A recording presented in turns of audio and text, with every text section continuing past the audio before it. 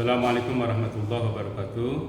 Saya nama Yus Rusliandi, nomor induk mahasiswa 27023023036, mahasiswa Dajjal S2 UIN Salatiga, asal sekolah SMP Bina Azkia, kelas PAI K1N2, dosen pembimbing Bapak Agus Henmawan MA, guru Pamung, Ibu Uli Nikmah SPD NTD.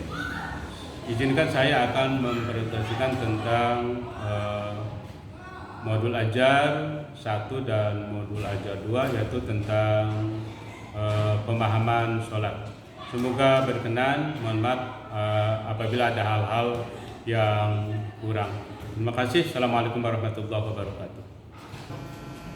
Baik, Assalamualaikum warahmatullahi wabarakatuh. Waalaikumsalam warahmatullahi wabarakatuh. Alhamdulillah wa syukurillah wa sallallahu sayyidina Muhammad wa ala sayyidina Muhammad. Alhamdulillah pada pagi hari ini kita bisa bertemu kembali di tempat kita belajar, yaitu SMP Bina Azkia. Gimana kabarnya anak-anak, sehat? Sehat. Alhamdulillah, terima kasih kalau sehat, dan itu yang kita harapkan supaya dengan kesehatan kita bisa bersemangat untuk belajar. Baik, sebelum Bapak lanjutkan materi, Bapak minta ketua kelas untuk memimpin doa. Silakan untuk ketua kelas.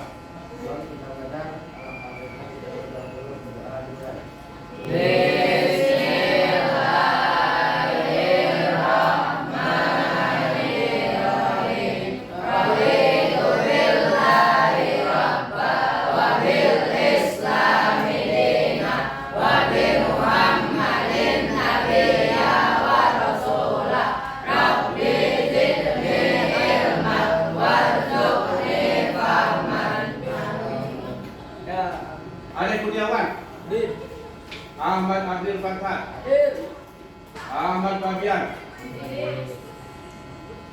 Baik, kita untuk pertemuan kali ini adalah membahas tentang memahami syarat dan rukun sholat. Sebagai seorang muslim, sholat adalah merupakan kewajiban. Tidak ada rukhsah untuk meninggalkan sholat. Ini sholat ini adalah ibadah yang istimewa di antara ibadah-ibadah yang lainnya. Artinya selama hayat di kandung badan bagi seorang muslim, maka wajib melaksanakan sholat. Nah, oleh sebab itu, sholat bukan hanya kewajiban saja, tapi sebagai keperluan buat kita. Pada saat ini, Bapak akan sampaikan tentang memahami syarat dan rukun sholat. Sholat berbahasa ialah doa. Artinya kalau sholat berbahasa itu adalah doa. Kenapa kok doa? Karena dalam sholat ada doa. Sedangkan menurut istilah, sholat ialah ibadah yang tersusun dari beberapa perkataan dan perbuatan yang dimulai dengan takbir dan diakhiri dengan salam dan memenuhi beberapa syarat dan rukun. Kalau menurut bahasa sholat adalah doa, tapi menurut istilah adalah ibadah yang tersusun. Dari mana? Dan dengan awalnya takbir, diakhiri dengan salam, tapi ada ketentuan yang lainnya. Tentunya tujuan pembelajaran. Peserta didik dapat menganalisis dan memahami tentang arti sholat, syarat, dan rukunnya. Yang kedua, peserta didik dapat memahami tentang wajibnya pelaksanaan sholat yang dilaksanakan sesuai dengan ilmu fikih. Artinya, sholat bukan hanya gugur kewajiban, tapi ada syarat, ada rukun, dan yang lainnya ketentuan dalam sholat. Capaian pembelajaran, peserta didik dapat menganalisis melaksanakan sholat dengan baik dan benar sesuai dengan syarat dan rukunnya dalam ilmu fikih. Kedua, peserta didik dapat melaksanakan sholat dengan baik dan benar sesuai dengan syarat dan rukun sholat. Jadi artinya ketika kita melaksanakan sholat bukan hanya gugur kewajiban, tapi mesti paham syaratnya, mesti paham rukunnya. Sehingga ketika syarat rukunnya terpenuhi, pintu gerbang untuk diterimanya sholat. Firman Allah dalam surat Al-Ankabut ayat 45. A'udzubillahi minasyaitonirrajim. Coba kita baca semuanya. Bismillahirrahmanirrahim. Wa aqimus sholata wa atuz zakata warka'u ma'ar raki'in. Artinya, laksanakan sholat, tunaikan zakat, dan berpulang bersama orang-orang yang sama dengan juga dengan sholat. Ketika sholat maka tunaikan pula zakat dan rukulah bersama orang-orang yang ruku. Sebab ruku adanya pada sholat. Ini adalah dalil bagi kita untuk melaksanakan sholat berjamaah. Nah, masuk ke syarat-syarat wajib sholat. Ada syarat wajib, ada syarat sah sholat. Syarat wajib adalah syarat yang menyebabkan seseorang wajib melaksanakan, melaksanakan sholat. Satu adalah Islam. Jadi syarat wajib sholat satu adalah mesti Islam. Yang kedua balik. Apa itu balik? Balik kalau dari Safina adalah kalau perempuan sudah haid, kalau laki-laki sudah mimpi basah. Usia berapa tahun? Batasnya 9 tahun. Perempuan usia 9 tahun sudah haid, berarti itu sudah termasuk balik. Bagaimana kalau misalkan anak-anak nih, anak ini rajin sholat, usianya belum balik, maka pahalanya buat orang tua dan buat gurunya. Yang kedua, suci dari haid dan nifas. Ya. Yang perempuan suci dari men. Yang nah, mesti suci dulu. Dari mana? Dari haid dan nifas. Apa itu nifas? Nifas itu darah setelah melahirkan. Kemudian sehat anggota badannya. Ya, anggota badan bagaimana maksudnya? Ya, badannya normal. Ya. Bagaimana kalau misalkan orang yang lumpuh, boleh nggak? Tetap melaksanakan sholat sesuai dengan kemampuan masing-masing. Kemudian syarat sah sholat, suci dari hadas besar dan kecil. Ini kan syarat sunnah. Sholat ini bisa sah kalau ini terpenuhi. Satu, suci dari hadas besar dan kecil. Hadas besar bagaimana? Kalau sudah haid berarti wajib mandi. Ya. Kemudian hadas kecil hilangnya dengan wudhu. Jadi sudah berwudhu nih. Kalau misalkan orang yang tidak wudhu maka tidak sah. Al-miftahus sholat atau kuncinya sholat adalah wudhu. Jadi kalau ada orang wudhunya, nah berarti itu menyebabkan tidak sah, sholatnya tidak sah. Ya. Kemudian suci badan, pakaian dan tempat dari najis. Artinya ketika akan melaksanakan sholat, satu pastikan badan suci. Ya, dan sampai badan ada najis, jangan. Ya. Kenapa bisa najis? Ketika kencing nggak teliti, air kencing nyiprat ke kaki. Kemudian pakaian, hati-hati pakaian, ya, jangan sampai ada najis. Maka hati-hati ketika ke toilet, jangan sampai kena najis. Kenapa? Sholat yang sudah kita capek-capek lakukan jadi tidak sah. Kenapa? Bajunya, pakaiannya ada najis.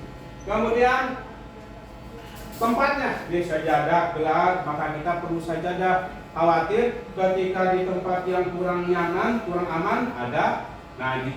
Kemudian menutup aurat. Yang perempuan lebih hati-hati karena perempuan seluruh badan kecuali muka dan telapak tangan. Ini aurat dalam sholat perempuan, muka dan telapak tangan. Kalau yang laki-laki auratnya antara pusat dan lutut. Artinya kalau darurat laki-laki boleh pakai anduk doang.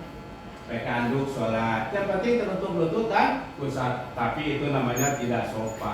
Menghadap ke kiblat. Kiblat, kemana kiblat? Nah, kita beres kanan. Ini syarat sah sholat. Kemudian rukun sholat. Rukun sholat adalah satu adalah niat. Niat, ya. Kalau nggak niat berarti sholatnya sudah tidak sah. Kemudian berdiri bagi yang mampu. Pak, orang ini nggak buat berdiri, boleh nggak duduk? Ya. Oh ini orang tua misalkan mau duduknya di kursi sholatnya boleh? Boleh. Kemudian takbiratul ihram. Allahu Akbar. Takbiratul ihram harus kedengeran oleh sendiri. Jangan begini. Jangan. Boleh ya. Kedengaran. Allahu Akbar. Kedengaran oleh sendiri gimana? Tapi jangan kencang. Itu Allahu Akbar sekampung kedengeran. Kecuali imam. Kalau imam kemudian membaca bersedekah. Nih ya. Kok bagaimana kalau tangannya buntung? Misalkan nggak punya tangan, ya nggak usah sedekah. Mau pakai apa? Ya, membaca Fatihah, ruku dan mumanninah. Subhana rabbil azim wa bihamdi. Sami Allahu liman hamidah. Rabbana wa lakal hamdu. Nah itu namanya teman-teman. Intinya cuma sujud. Ketika sujud, maka yang kena apa tuh? Yang kena adalah 7 anggota sujud. Ini 2 telapak tangan. Jangan sampai ini kena nih. Ini anjing berdiri nih. Nah, jangan. Ini yang kena nih. Yang kena telapak tangan, kemudian 2 lutut, kemudian kaki dan wajah. Ya. Wajah yang mana kena? Hidung sama jidat. Yang sampai jidat saja dulu. Atau hidung aja. Tapi Kemudian duduk di antara dua sujud, namanya iftiros. Nah, jadi dan tumanina. Membaca tasyahud akhir, membaca sholawat kepada Rasulullah. Jadi kalau nggak baca sholawat, nggak sah sholatnya. Salam, ingat ketika salam, salam pertama wajib menghadap kiblat. Assalamualaikum warahmatullah. Assalamualaikum warahmatullah. Jadi ini assalamualaikum. Assalamualaikum. Jadi assalamualaikum warahmatullah sampai warahmatullah. Ya, gitu. Kemudian menertibkan rukun. Nah, ini tentang sholat. Nah, dari penjelasan di atas mungkin sudah paham ya. Silakan untuk ada yang bertanya. Kalau tidak paham, silakan. Ya, Pak. Oh ya, Pak. Muhammad Dabi, apa? Pertanyaan. Kapan sholat mulai diwajibkan? Nah, kapan sholat mulai diwajibkan? Pertanyaan bagus kan? Sholat sebelum kapan diwajibkan? Mulai diwajibkan sholat setelah peristiwa Isra Mi'raj. Jadi sebelum Isra Mi'raj itu sholat bebas saja, boleh 2 rakaat, namanya qiyamul lail. Tapi setelah peristiwa Isra Mi'raj ditentukanlah rakaatnya, ditentukan subuh 2 rakaat, zuhur 4 dan seterusnya. Bacanya pun ditentukan, rukun dan syaratnya ditentukan setelah peristiwa Isra Mi'raj. Jadi pertanyaannya, ya, sholat mulai diwajibkan adalah setelah peristiwa Isra Mi'raj. Ada lagi yang lain? Nah, apa? Untuk perempuan, sholat itu bagus dilaksanakan di rumah apa di masjid? Nah, untuk perempuan bagusnya di mana sholat itu? Bagusnya di rumah apa di masjid?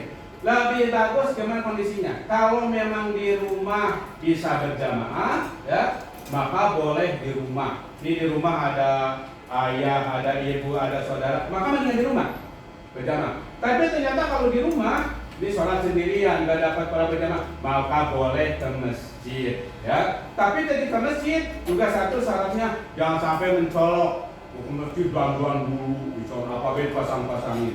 Oh, lipstick, gak ada lipstick krayon dipakai. Oh, tuh. Jangan. Kedua, jangan pakai wangi-wangian. Dan menjaga pandangan. Boleh dilakukan di rumah, lebih bagus kalau ada berjamaah. Tapi kalau nggak ada, mendingan di masjid. Tapi syarat-syaratnya sudah. Ya, ada lagi? Kalau nggak ada, silakan bikin laki 2 kelompok dan perempuan 2 kelompok. Diskusikan. Pertanyaannya, apa perbedaan syarat dan rukun? Ya, silakan. Ada depan aja, ya. Nah, kembali ke tempat masing-masing. Iya, Pak. Assalamualaikum warahmatullahi wabarakatuh. Waalaikumsalam warahmatullahi wabarakatuh. Saya dari kelompok 1 ingin menjelaskan tentang perbedaan syarat dan rukun sholat. Setelah kami diskusikan dengan teman-teman, kalau dilihat dari macam syarat wajib dan syarat sholat, juga rukun sholat, simpulannya adalah 1. Syarat sholat adalah aturan-aturan sholat yang harus disiapkan sebelum pelaksanaan sholat. Contohnya adalah suci dari atas dan suci dari hadis, masuk waktu dan lain-lain. Itu adalah yang harus disiapkan sebelum sholat. 2. Rukun sholat adalah aturan-aturan ketika sedang berlangsungnya sholat. Contohnya adalah takbiratul ihram dan membaca surah Al-Fatihah, ruku dan lain-lain. Yang ketiga, bahwa apabila tidak terpenuhi syarat dan rukun, maka menyebabkan sholatnya tidak sah. Dan kalau tidak sah sholatnya, maka sudah tentu tidak diterima sholatnya. Sekian dari saya. Wassalamualaikum warahmatullahi wabarakatuh. Demikian tadi dari kelompok 1. Sebagai kesimpulan, ya, bahwa sholat itu adalah tiang agama. Artinya sholat sebagai penentu ibadah ini. Mendirikan sholat harus sesuai dengan syarat dan rukunnya. Artinya sholat tidak hanya gugur kewajiban saja. Kemudian ada ketentuan-ketentuan yang harus dipenuhi agar sholat sah sebagai pintu diterimanya sholat. Demikianlah materi yang Bapak sampaikan. Mudah-mudahan bisa dipahami. Insyaallah kita bertemu kembali pada pertemuan berikutnya. Yang sudah Bapak sampaikan tolong dibaca kembali, ya. Dibaca syarat rukun budaya, ya, dipraktikkan ketika kita sholat dengan harapan mudah-mudahan sholat kita diterima oleh Allah Subhanahu wa taala. Amin ya Allah. Demikian ulun sampaikan, kita ini bercandalah. Walhamdulillah. Alhamdulillah. Assalamualaikum warahmatullahi wabarakatuh.